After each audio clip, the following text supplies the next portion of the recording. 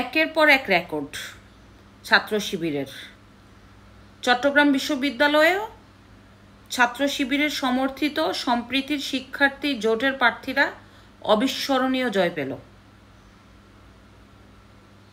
এই নির্বাচনে 26টি পদের মধ্যে 24টি পেয়েছে ছাত্র শিবিরের সমর্থিত প্যানেল।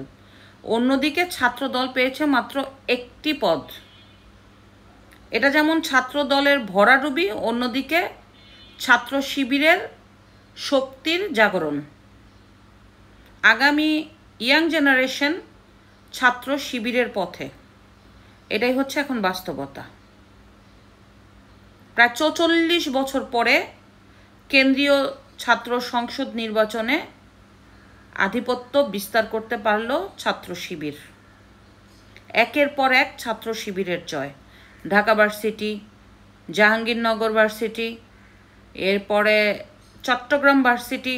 ধারণা করা হচ্ছে আজকে যে রাজশাহী বিশ্ববিদ্যালয়ে এই ছাত্র সংসদ নির্বাচন হবে, এখানেও ছাত্র শিবির জয়ী হবে।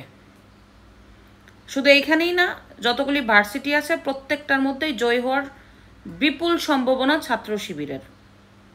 তো এই ছাত্র দলের ভরাডুবির কারণ কি? একের পর এক ভরাডুবি। ছাত্র দল এত বড় একটা বৃহত্তম দলের একাংশ, তারা 17 বছর কষ্ট করেছে, কিন্তু জনগণ, বিশেষ করে ইয়াং জেনারেশন মানে ভার্সিটির ছেলেপেলে কেন ছাত্র দলকে মেনে নিচ্ছে না?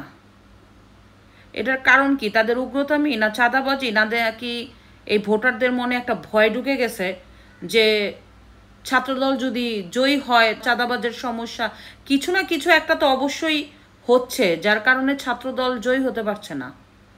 আর অন্যদিকে হয়তোবা ভোটাররা ভাবছে ছাত্র শিবিরের যে ভদ্র একটা লেবাস এবং তারা যেভাবে ধর্মকে ভালোবাসে, তো অনেকেই ভাবছে যে তারা হয়তোবা একটা ভালো কিছু উপহার দিবে ভার্সিটিগুলির মধ্যে।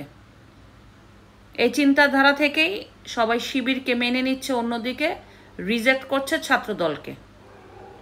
তো বিষয় হচ্ছে এই ছাত্র সংসদের যে নির্বাচন, এটা কি প্রভাব পড়বে কিনা জাতীয় নির্বাচনে? ধারণা করা যাচ্ছে অবশ্যই জাতীয় নির্বাচনে প্রভাব পড়বে, কারণ জামাতে ইসলাম কেরামতি দেখাতে পারে। জামাতে ইসলাম যখনই 24-এর গণ অভ্যুত্থান হলো তখন থেকেই তারা প্রিপারেশন নিচ্ছে একটু একটু করে নির্বাচনে অংশগ্রহণ না, কিভাবে ক্ষমতায় যাওয়া যায়। অন্যদিকে বিএনপি নেতাকর্মীদের ভুল ভুল ভুল আজকে বিএনপির মতো এত বড় দল মানে ভরাডুবি। জামাতে ইসলামের নেতাকর্মীর জন্য জামাতে ইসলাম উঠে যাচ্ছে, আর বিএনপির নেতাকর্মীর জন্য বিএনপি ডেবে যাচ্ছে। এটাই হচ্ছে বাস্তবতা। দুই দলের নেতাকর্মীর জন্য দুই দল উঠছে আর নামছে। জামাতে ইসলামের নেতাকর্মীরা নিজেদের স্বার্থ ত্যাগ করে দলের জন্য, আর বিএনপির নেতাকর্মীরা দলের স্বার্থ ত্যাগ করে নিজেদের জন্য। তো এ হচ্ছে অবস্থা। ধন্যবাদ।